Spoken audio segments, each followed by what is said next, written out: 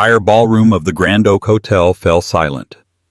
300 of the city's elite turned their eyes toward the head table.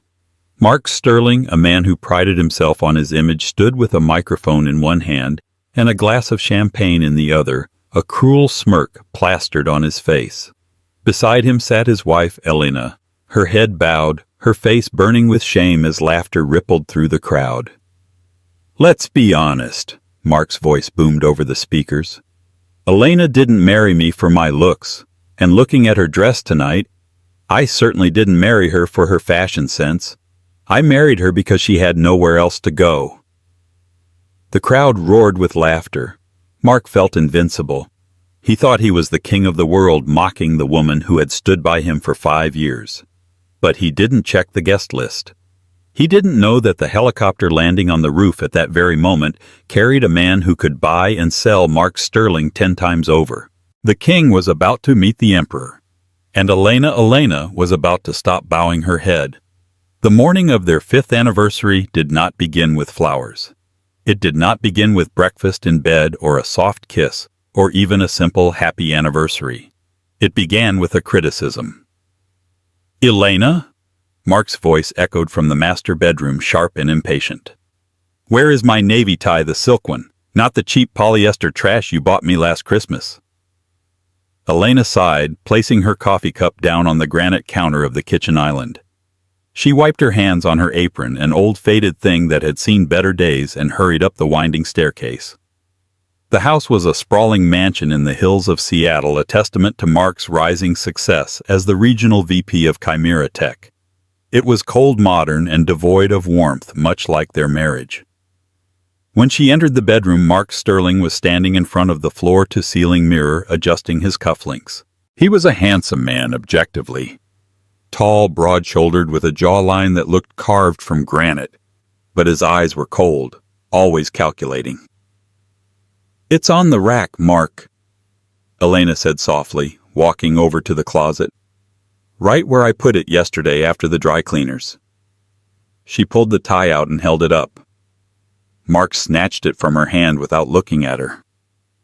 "You look tired," he said, tying the knot with practiced precision. He didn't say it with concern.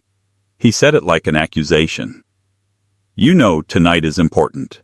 The board of directors will be there. Mayor Henderson is coming. I can't have you looking like this." He gestured vaguely at her. Elena looked down at herself. She was wearing comfortable leggings and an oversized sweater.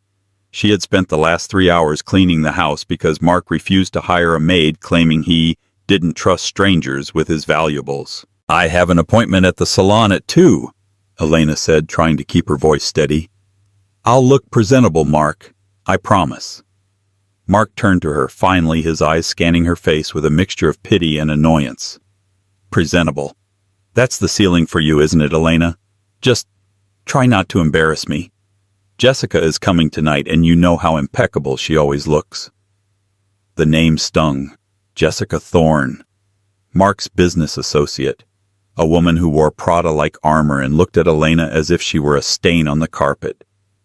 "I didn't know Jessica was invited to our anniversary dinner," Elena said, a lump forming in her throat. Mark laughed, a short, dismissive sound. "It's not just an anniversary dinner, Elena. Grow up. It's a networking event. My anniversary is just the excuse to get the investors in one room. Don't make this about your sentimental fantasies." He grabbed his briefcase and brushed past her, checking his reflection one last time. "Here," he said, pulling a few $100 bills from his wallet and tossing them onto the unmade bed. "Buy yourself some new shoes. The ones you wore last year look like something a librarian would wear to a funeral." Elena watched the bills flutter onto the duvet. "Mark, the dinner is black tie. A decent pair of heels costs—" "Make it work," he interrupted, walking out the door. "You're good at being thrifty, aren't you? It's how you grew up. Stick to what you know." The door slammed shut downstairs. Elena stood alone in the massive, silent bedroom. She walked over to the window and watched Mark's Porsche speed out of the driveway. She picked up the money. $300. For shoes, makeup, and accessories for the biggest gala of the year. It was an impossible task, and he knew it. He wanted her to fail. He wanted her to look cheap so he could shine brighter by comparison. Elena walked to her closet and pushed aside the modest clothes Mark allowed her to wear. She reached into the very back behind a loose panel in the wall that she had discovered years ago. She pulled out a small velvet box and a burner phone. She opened the phone. There was only one number saved in it. She stared at it for a long time. "Not yet," she whispered to herself. "I promised Dad I'd give it 5 years. I have to know if he loves me or if he just loves the control." But as she looked at the crumpled bills on the bed, she realized she already knew the answer. By 1:00 p.m., the house was spotless. Elena had scrubbed the floors until her knees ached. She was just about to head upstairs to shower and prepare for her budget makeover when the doorbell rang. She froze. Mark had a key. Who would be visiting? She opened the heavy oak door to reveal a woman in a white fur coat despite the mild autumn weather. Her hair was a helmet of stiff blonde curls, and her face was pulled tight by one too many surgeries. Victoria Sterling, Mark's mother. "Well," Victoria said, breezing past Elena without waiting for an invitation.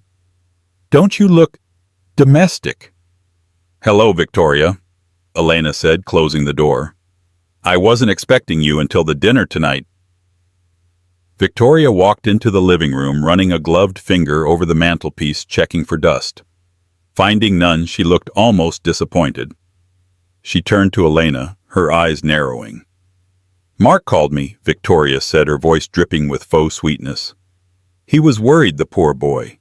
He said you were seemingly overwhelmed with the preparations, and he was afraid you might underdeliver."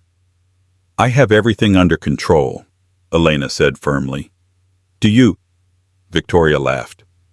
She reached into her oversized designer bag and pulled out a garment bag. "I brought you something. An old dress of mine from the 90s. It's a bit dated, but I thought it might fit your figure better than whatever rag you were planning to buy at the clearance rack." She tossed the bag onto the sofa. It was an insult wrapped in charity. "That's very generous, Victoria, but I already have a dress." Elena lied. She didn't. She was planning to wear the only formal gown she owned, a simple black dress she had bought 4 years ago. Victoria stepped closer, invading Elena's personal space. The smell of expensive, overpowering perfume filled the air. "Listen to me, you little mouse. Tonight is Mark's night. He is on the verge of a promotion that will change this family's destiny. Do not, and I repeat, do not open your mouth unless someone asks you a direct question. You have a habit of boring people with your little stories about, what was it, teaching art to orphans." "I was a volunteer art teacher for underprivileged children," Elena corrected her, her jaw tightening. "Exactly." Victoria waved her hand dismissively. "Depressing. Nobody wants to hear about poverty while they're eating caviar. Just smile, nod, and look at Mark with adoration. That is your job. It's the least you can do considering he pulled you out of that studio apartment and gave you this life." Elena felt a spark of anger deep in her chest. This life. A life of servitude, loneliness, and constant emotional battering. "I didn't marry Mark for his money," Elena said quietly. Victoria scoffed. "Oh, please. Everyone marries for something. Mark married you because you were pretty in a helpless sort of way, and you were easy to mold. Don't pretend you didn't marry him for security. What were you? A nobody. No family, no connections, just a dead father and a mountain of student debt." Elena's hands curled into fists at her sides. "Don't speak about my father." Victoria's eyes flashed cold. "I'll speak however I want in my son's house. Now go get ready. And use plenty of concealer. You look like a ghost." Victoria sat down on the sofa, pulling out her phone, effectively dismissing Elena.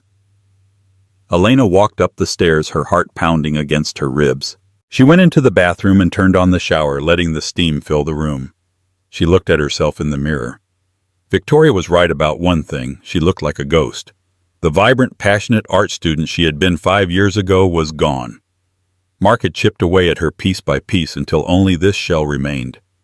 She thought about the burner phone again. 5 years, her father had said in his will. Live as a commoner for 5 years. Find a man who loves Elena, not the heiress. If you find him, you keep your freedom. If you don't, you take your place at the head of the table.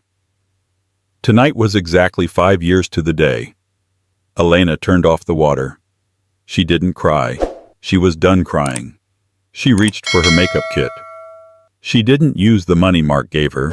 Instead, she reached into her jewelry box and pulled out a pair of earrings. They looked like simple glass costume jewelry to the untrained eye,